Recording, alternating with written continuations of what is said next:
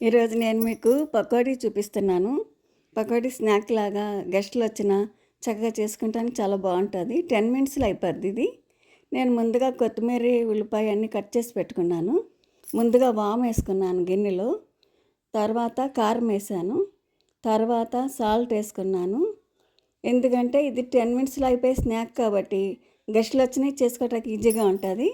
శనగపిండి మాది శనగపిండి కొంచెం ఉండకట్టింది, అందుకని కొద్దిగా ముందు నీళ్ళు పోసి కలిపాను. ఇది బాగా కలుపుకున్నాక ఉండలు లేకుండా కలిపాక అప్పుడు ఉల్లిపాయ వేసాను.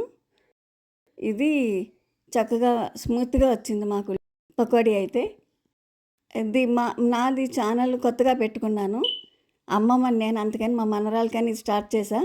మీరు నాది చూసి లైక్ చేసి సబ్స్క్రైబ్ చేయండి, అందరికీ షేర్ చేయండి. ఇలాంటి మంచి వంటలు మీకు చిన్న చిన్న వంటలు 1 మినిట్లోనే చూపిస్తూ ఉంటాను.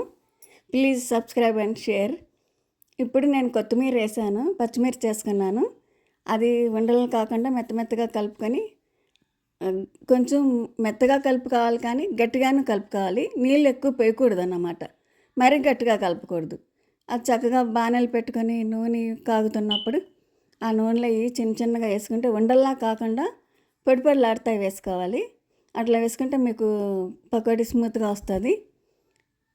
పకోడీ బాగా వచ్చింది, బాగా వేగింది. అట్లాగే మొత్తం పిండి అంతా అలాగే వేసుకున్నాను. అయితే మీరు సబ్స్క్రైబ్ చేయండి నా ఛానల్.